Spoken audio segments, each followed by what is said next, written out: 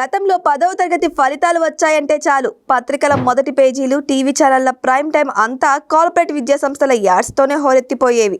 ఏ channel మార్చినా యాడ్స్తో చెవుల మోత మోగిపోయేవి. కానీ దశాబ్దాల చరిత్రలో తొలిసారి ఆ ట్రెండ్ మారింది. కోట్ల రూపాయలు పోసి కొనే కార్పొరేట్ ప్రకటనల స్థానంలో ప్రభుత్వ పాఠశాలల్లో చదివిన పేద మధ్యతరగతి విద్యార్థుల చిరునవ్వులు మెరిశాయి. సర్కారు బడుల్లో చదివి సత్తా చాటిన విద్యార్థుల పేర్లు, ఫోటోలు టీవీల్లో, పత్రికల్లో ప్రముఖంగా కనిపించడం ఇప్పుడు ఆంధ్రప్రదేశ్లో సరికొత్త చర్చకు దారితీస్తుంది. ఈ అద్భుతం రాత్రికి రాత్రే జరగలేదు.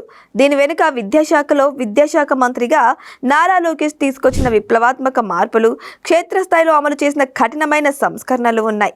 ప్రభుత్వ బడులు అంటే కేవలం మధ్యాహ్న భోజనం, నాసిరకం విద్య అనే అపవాదాలు చెరిపివేస్తూ కార్పొరేట్కు ధీటుగా క్వాలిటీ ఎడ్యుకేషన్ అందించాలన్న లోకేష్ పట్టుదలే ఈ ఫలితాలకు అసలు కారణం. గతంలో టీచర్ల బదిలీలు, రాజకీయ ఒత్తిళ్లతోనే విద్యాశాఖ వార్తల్లో నిలిచేది. కానీ నారా లోకేష్ పగ్గాలు చేపట్టాక సీన్ మారింది. ఉపాధ్యాయుల్లో జవాబుదారీతనం పెంచడం, మౌలిక సదుపాయాల కల్పన, డిజిటల్ విద్యా విధానాన్ని పటిష్టం చేయడంపై ప్రధానంగా ఫోకస్ పెట్టారు.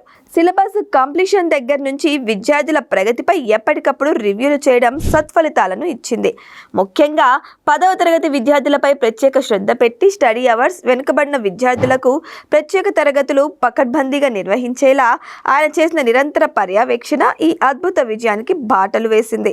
ఒకప్పుడు తమ పిల్లల ఫోటోలు పత్రికల్లో, టీవీలో రావాలంటే లక్షలు కట్టి కార్పొరేట్ స్కూళ్లలోనే చదివించాలేమో అనుకున్న సగటు తల్లిదండ్రులకు ప్రభుత్వ బడులు ఆ కలను ఉచితంగా నెరవేర్చాయి.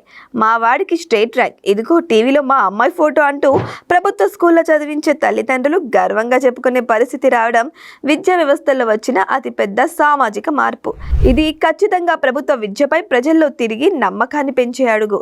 మొత్తానికి ఏపీ విద్యా వ్యవస్థలో నారా లోకేష్ తీసుకున్న నిర్ణయాలు క్షేత్రస్థాయిలో ఎంత బలంగా పనిచేస్తున్నాయో చెప్పడానికి ఈ ఫలితాలే నిదర్శనం. కార్పొరేట్ సంస్థల గుత్తాధిపత్యానికి చెక్ పెడుతూ పబ్లిక్ స్కూల్స్ ప్రగతిరథం పరుగులు పెడుతోంది.